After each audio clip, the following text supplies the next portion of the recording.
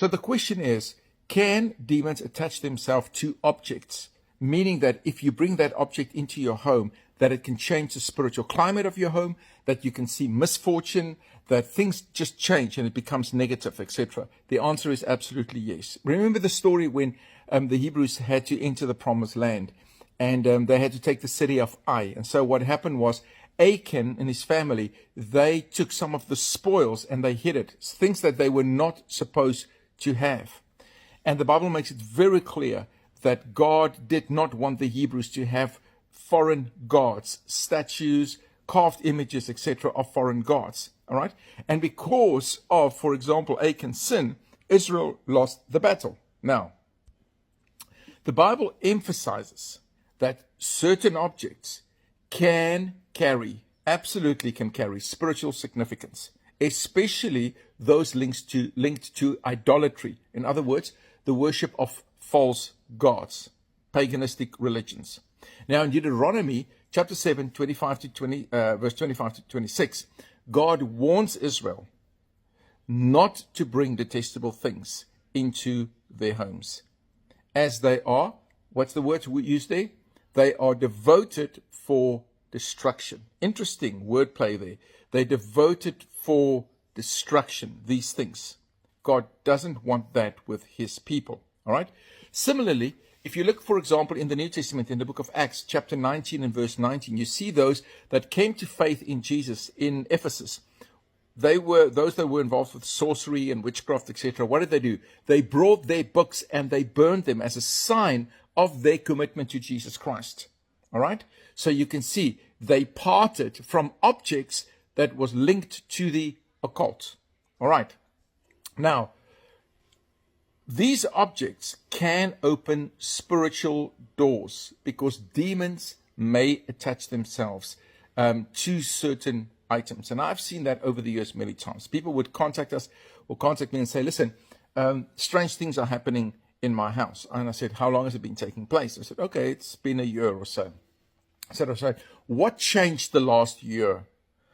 Since these weird things started happening in your house, you feel something is wrong. For example, someone would walk and they would regularly bump their toe against the couch. It never used to happen. And all of a sudden, there's these things of misfortune. You know, take a glass out and it breaks. The dishwasher breaks. The washing machine breaks. It's things that's just continually happening. And it's like, this is not normal. All right? And so the question is, when did it start? It's like, oh, it started after we came back from our holiday in Bali. All right. Did you buy anything in Bali? Oh, yes. We visited some temples and I bought this little souvenir of this whatever god, souvenir of a god. And it's like, okay, there's the thing. There's something attached to that you brought misfortune into your home. I've seen this happen so many times. It happened to me twice that I purchased things in Africa. We went deep into Africa. And I bought one or two carved images. And I didn't think there was anything wrong with it, because it didn't look evil. It was just a very simple thing. But lo and behold, the Lord convicted me to get rid of those things. And the one little thing, I burnt it. I just got rid of it. It's not worth having it in your home. All right. So I just want to let you know that it is possible that demons can attach themselves to objects. In the book of 1 Corinthians, chapter 10, if you look verse 20 and 21, Paul explains that pagan sacrifices are offered to demons. And very often what would happen when they carve a face mask, you see this in Africa very often, when they carve a face mask and or some object or some statue that represents a god, let's say in Hinduism, over 1 million gods, all right? If you bring that into your home, it can affect your home because a lot of those things are dedicated to the spirits. It's dedicated to that God. It becomes an object like a magnet that attracts that presence.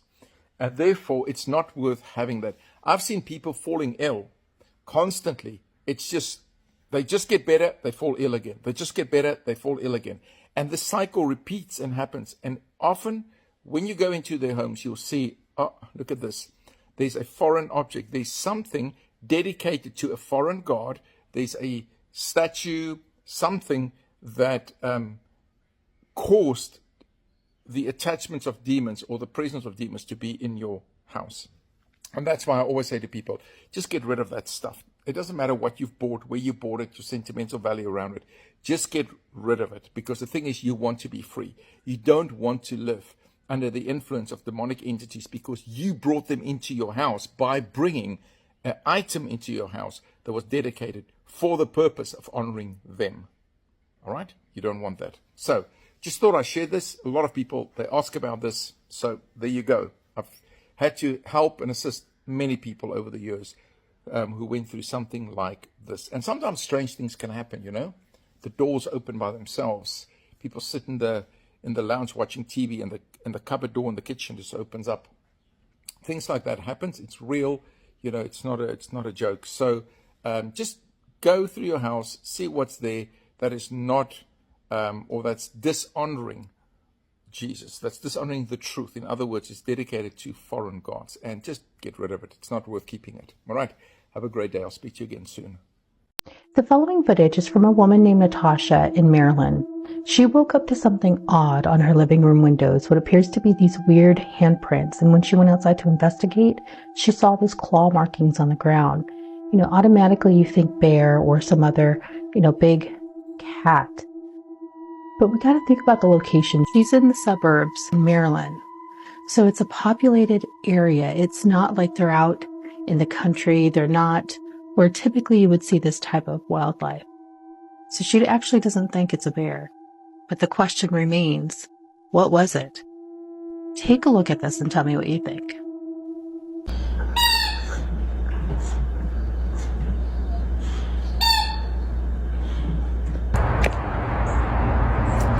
What are these? Hold on, there's more.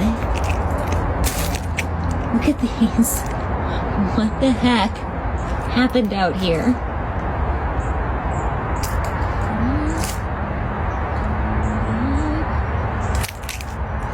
What is happening inside my house? Have you ever wondered where all your organs are? I'm an ultrasound tech and I scan real organs in real time with real images. So next time something is hurting you, you're not going to wonder what the hell is located here. You're going to know. Let's get started. First organ, your pancreas. Pancreas is located smack middle of your body, literally here. I'm not gonna lie, in this area alone, you can find your pancreas, left lobe of liver, aorta, IVC, all that good stuff. Let me show you a pink. All right, now this is your pancreas, head, neck, body, tail. In that same area, I'm gonna show you your left lobe of liver in Sag.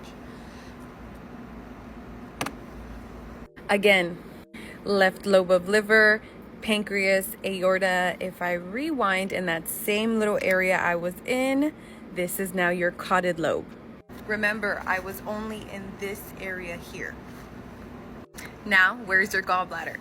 First, I was here. Now I'm going to drag and be in this area. My gallbladder literally is here. So I'm gonna drop and angle in. This is the picture I showed you earlier. Drop and angle in. And there's my gallbladder. All right, now for the right lobe of liver, left and caudate, we were here with pancreas. Gallbladder, we were here. In my body, my right lobe of liver, you can catch it here. So basically we're dropping lower around this right rib. That's the first picture I showed you. That's the gallbladder picture I showed you. Now this is my right lobe of liver.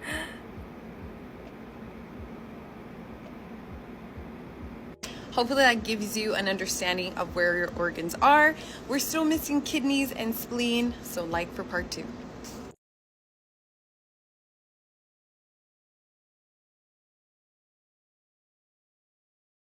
The best skincare tip I can give you, put your tongue to the roof of your mouth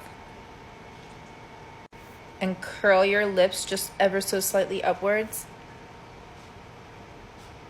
and train yourself to be like that at rest. Just know that if you're on your phone scrolling, laying in bed right now, like this, for example, I guarantee there's a slight downward pull in the corners of your mouth.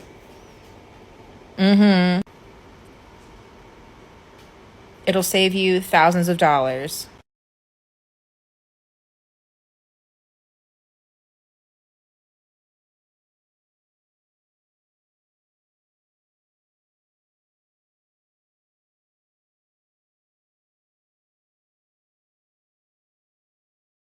Most important sign of high intelligence is the ability to think and process information very fast. Highly intelligent individuals process information very quickly, and they can analyze complex problems also very efficiently. This can lead to very unique solutions that others might not immediately be able to see. This causes highly intelligent individuals to feel out of sync with others, sometimes causing some frustration and even misunderstandings. Many highly intelligent individuals also experience strong emotions, and they have sort of a intensity. They may have deep empathy to their surroundings. They can also be highly sensitive. Sometimes this can lead to problems with their emotions, such as even emotional disorders. Highly intelligent individuals also tend to have a very strong sense of fairness. They want to be treated as equals, and this also starts when they are children. This may lead to issues with authorities. Highly intelligent individuals also tend to seek certainty. They understand how little they know, so they try to seek more certainty and more knowledge. Sometimes this can even lead to indecision. Many highly intelligent individuals also have multiple talents and passions. This can lead to the need to change your career several times during your lifetime. Sometimes if they don't recognize this as a trait, they might feel anxiety over choosing the right path in life. Highly intelligent individuals are also very creative. Creativity is actually the highest form of intelligence, and highly intelligent individuals tend to enter flow state when they have enough intellectual stimulation in an area that they're truly interested in. This flow state is an optimal state for them where their creativity really flourishes. Highly intelligent individuals also have a very strong intuition, and listening to that intuition may help them find solutions that they wouldn't be able to find if they were only using their logical, very slow logical mind. Dr. Richard Wiseman did a study. He asked people to perceive their own luck. How lucky do you feel? Then he gave them a challenge. He gave them a newspaper. And he said, I want you to count the amount of images in this newspaper. They sat with the newspaper and they counted all the images, but there was a trick. There's always a trick in these studies. On the second page of the newspaper, in big print, it said, stop counting. There are 42 images in this newspaper. Almost all of the people who perceived themselves as lucky saw the ad, closed the paper, and gave it back. So there are 42 images. Almost none of the unlucky people did. The unlucky people missed the ad and kept counting, spent a lot of time, and made more mistakes. This means that if you think of yourself as lucky, you literally see more opportunities. If you think of yourself as unlucky, you miss them. Words I learned by reading and how I mispronounced them. Part 2, how to actually pronounce them. Apparently, I'm not the only one that had some misinterpretations of how to say these words. So let's clear this up. How do you actually say these words? I thought this word was macabre. It's macabre. I thought this word was epitome. It's epitome. I thought this word was Yosemite. And I knew about the place called Yosemite, but I did not know that they were the same word. I thought this word was facade. It's facade. I thought this word was colonel. It's colonel. I thought this word was haphazard. And I'm going to say this slowly. It's haphazard. No F sound. I thought this word was draught. It's actually draft. I thought this word was Ari, but it's actually awry. I thought this word was amalgam, but it's actually amalgam. And I was very confident that this was Seague, but actually it's Segway. This is the smallest bird's nest that you'll ever see. This is bird's nest fungus. It's cup-shaped, and inside there are egg-like structures called peridioles. And these are the reproductive part of the fungus. So when rain hits inside, the peridioles will be splashed out and fly up to 1 meter away, so new bird's nest fungi can grow elsewhere. Amazing! Think your nightmares are just scary dreams? They're actually your brain's training ground. During nightmares, your brain practices responding to threats in a safe environment. It's like a flight simulator for your emotions. Here's what's fascinating. Your brain releases chemicals that temporarily paralyze your body during these dreams. That's why you can experience intense fear without physically reacting. Next time you have a nightmare, try this. While awake, reimagine the ending. This simple technique helps create new neural pathways and reduces the dream's emotional impact. Your nightmares aren't the enemy, they're part of your emotional immune system. Rating your sleep position based on how much they expose your stress levels. First up is the fetal position, and you're gonna hate me when I say this, but I give this a 1 out of 10. Sleeping like this screams stress. The fetal position is a defensive posture, so your body feels the need for protection even while you're asleep. So this one's definitely a red flag. Next is the mountain climber. You are without a doubt stuck in fight or flight mode if you sleep like this. The bent leg is how you feel most comfortable because subconsciously your body is keeping your muscles on high alert and prepared for a threat. So this one is a 3 out of 10. T-Rex arms, which you probably don't even know that you're doing, gets a 4 out of 10. Clenching your fists under your chin like this is signaling a nervous system that's completely overloaded, which is why it's really common for neurodiverse people to sleep like this. Sleeping in the left side log improves circulation, supports digestion, and even reduces heartburn. So sleeping like this is a sign that your body knows how to prioritize your health and wellness while resting. So this gets a 10 out of 10. Another 10 out of 10 is the soldier. This is a sign that your body knows how to prioritize recovery and that your nervous system can easily regulate between productivity and rest. So if you're asking who actually sleeps like that, I hate to tell you this, but your body has been in a stress response for so long that it literally seems impossible to fall asleep and stay asleep in a position like this. Is it just me, or am I the only one that didn't understand just how much impact an orthodontic expander can have on your breathing and sleep apnea? So let me explain how this works. An orthodontic expander is used to expand the maxillary suture. And the maxillary suture just happens to be right underneath the floor of the nose. And only recently there's been an increase in interest and research about how expanding the maxillary palate can have an impact on our breathing and sleep apnea. And as all this new research is coming out, it is kind of proving the theory that if we do expand the maxilla, we do see an increase in the ability to breathe and the volume of the nasal cavity and airway.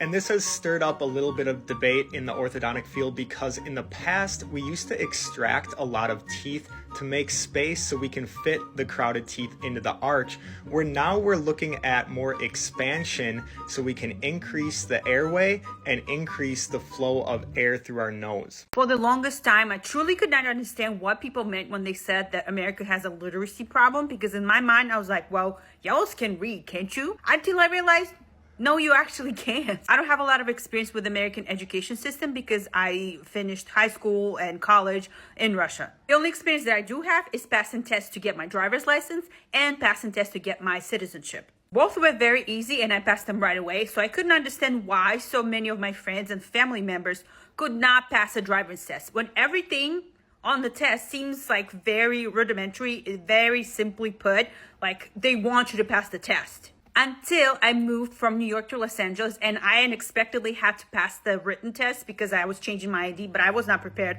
I didn't know I was supposed to pass it, but I was like, okay, I'm gonna try. And a family member of mine was also passing the same test at the same time. They failed and I've passed without preparation, and they've been preparing for months and months. And the only reason they failed is because they were like, well, they have tricky questions. They asking me this, but then you have to like read and understand and choose the right answer. Excuse me, that is the whole point of the test. So they were blaming the test for having tricky questions when in reality, they couldn't read.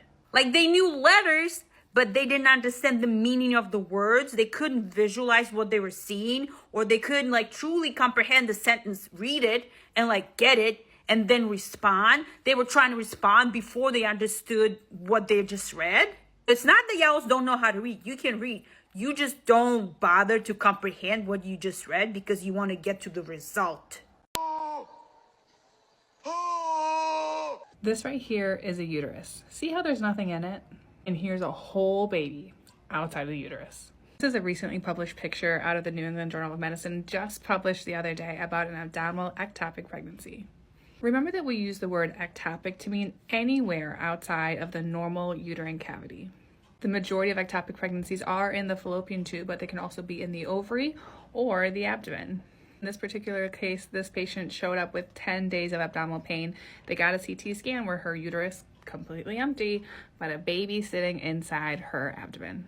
They ended up performing a laparotomy, which means a big abdominal incision to deliver the baby, who did well at 29 weeks.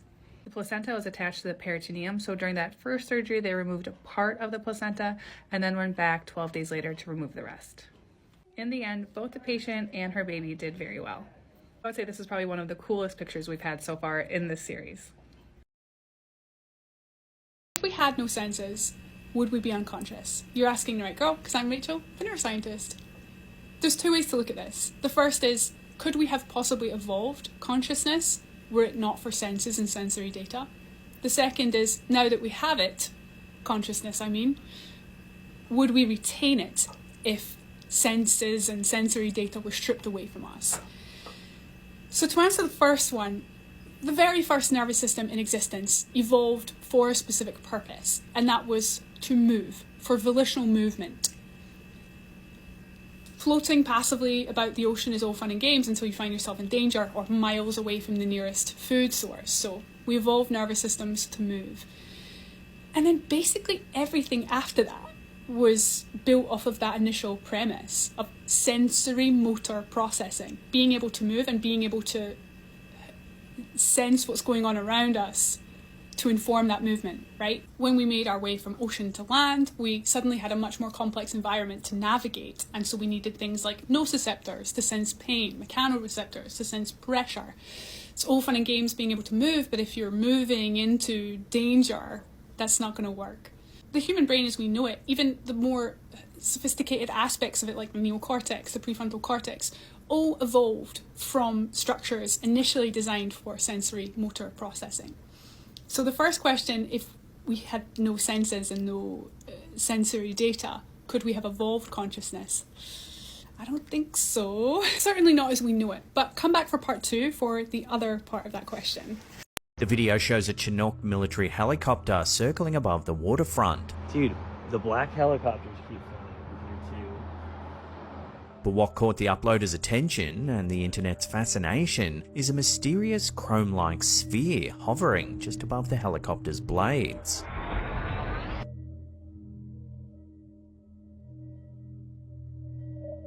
The user, filming with an iPhone 13 Pro, initially aimed to capture the helicopter, which had been circling oddly in the same area for some time. It wasn't until they reviewed the footage later that they noticed the unidentified aerial object.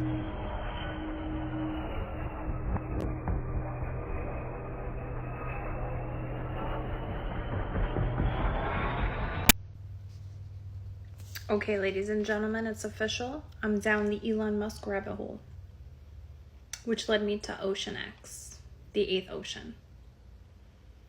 I scared myself last night pretty good after I recorded that video that I posted this morning about Elon Musk, where I couldn't sleep. So I decided to continuously scare myself and go down a rabbit hole of Ocean X. So here's what I found. 430 miles beneath the Earth's surface, between Australia and New Zealand, a new ocean was discovered by none other than Elon Musk. And he had to work up the courage to come out and tell us that he found this ocean. Why is he down there, meddling in ocean affairs? He seems to be pretty busy and have a lot of stuff going on. What does he sit there and go, oh, let's go down into the ocean and find some cool shit? I guess so, because he found some cool shit. It's like Jurassic Park down there. He found prehistoric reptiles. He found giant squids. He found massive sea creatures.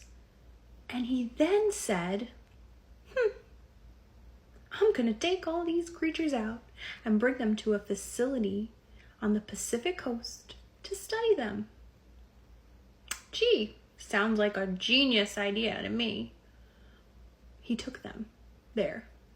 He extracted DNA and he created embryos, which he then said, I have no place to put these embryos. Let me go put them in storage containers at a loading dock. We'll just keep them there until I can figure out what to do with them. Some miscommunication happened, and those bitches wound up in the ocean, the Pacific Ocean. Sounds like a making of a terrifying movie. Sounds like I don't want to swim in the ocean. Sounds like I don't want to travel by boat. Do you know the size of these sea creature monsters? It sounds like a Marvel movie. It really does. Is anyone else okay with this? Why is this not everywhere? Why isn't this... I mean, I had to kind of really look to find it. There was a couple of TikTok videos that were kind of easily accessible. But, I mean, I'm looking for documentaries here. Does anybody have documentaries? Is this that new of a discovery? I'm freaking out, man. They said it's 3 times the volume of all the oceans that currently exist combined. And all those oceans are not even completely discovered. So, I don't know. There's tunnels from all the other oceans leading to that ocean. And I just don't feel so comfortable anymore. Like, forget Jaws. This is Jurassic Park underwater. I'm telling you. So now I'm seeing if I missed anything out of this. I couldn't, like I said, I didn't have enough to deep dive. I did look at some comments in some of the videos and they were saying it's from the Book of Enoch. I don't know that much about the Book of Enoch to tell you if it is or isn't. Maybe some of you guys know. Like I said, this is just kind of me taking some cool conspiracies that I found, grabbing some info from videos and like documentaries and stuff, and like just an accumulation of all this information that I'm relaying to you. I am not deeply looking through resources. This is a fun conspiracy TikTok. So don't take what I said and be, where's your resources? I'm not specifically writing down my resources. It's just a quick like little, let's find what's going on. So I'm asking you guys to find out more about this 8th ocean and let me know. Is there a documentary? Is there a book? Is it this new? I don't know. And there's this theory of, again, space being under the ocean. Under the ocean. So I do remember having this conversation now, way back when, with one of my friends about how this was my theory. And then I think I watched someone's documentary after the fact. And they said it. I think it was a flat earth documentary. I don't know. But this is just like a reoccurring theme currently of space being under the ocean. And then I saw this cool video, because I'm super into aliens. I saw this cool video about how there's like submersible crafts in the area of which this 8th ocean is found. And they're just floating there. And then they go into the water. And there's like a lot of like eyewitness accounts of it.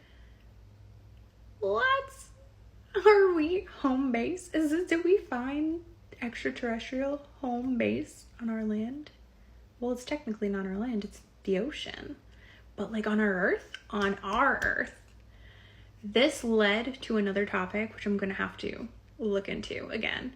The Agartha theory about the hollow earth. And how there's civilizations in the Earth's core. Other ancient civilizations. Which would make sense. Maybe we found their ocean. Dude, I'm excited. This is an exciting day. Tell me if anybody knows anything about this. Any kind of research. I want to read it. I'm all ears. Exciting news. My next little dive will be the Agartha theory. I'm going to say little because I'm not deep diving. Not a deep dive in. I'm just going to touch on little topics and then give you the information. Sorry, I got super distracted because I'm reading too at the same time. But yeah, tell me your thoughts. Tell me if you know anything.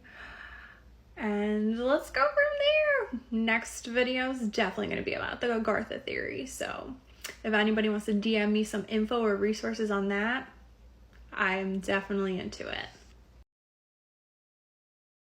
Oh, what's up, my friend? Thanks for watching all this video. See, when going through these videos, interesting. So, it's normal to come across videos that you might misunderstanding or blow your mind. Like now that last video which you have seen. For me, in my side, I found the information there were quite mysterious, mind-blowing, unbelievable, you name it, my friend. And I'd like you to leave your comments about it. What I would say on that video, my friend, English people, it's high time that everyone embraces honesty. And like always, my friend, let everybody say no to drugs. Any type of drugs, you see? Because they might affect your ability to speak honesty. That is the one. Let me share something from you or the one from the book of wisdom. This one, my friend, this is what it says. It's about profit and loss of this world. You see? And let's see what the profit of believing in our Creator is. It says, but whatever was to my profit, I now consider loss for the sake of Christ. What is more, I consider everything a loss compared to the surpassing greatness of knowing Christ Jesus my Lord, for whose sake I have lost all things.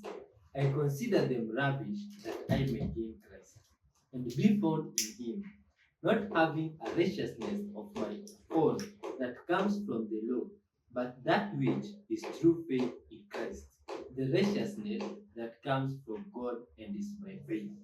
Wonderful. That, my friend, is from Philippians 3:7 going down. Well, an interesting source. And this one. If you don't know, my friend, that is called a broomstick. Let's give thanks to our Creator as we wrap up the show.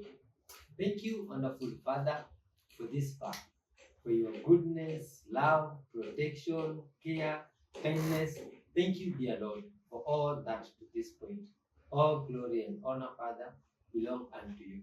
Thank you for your wonderfully made child here, today's Lord. Thank you for their souls, Father, and your breath in them.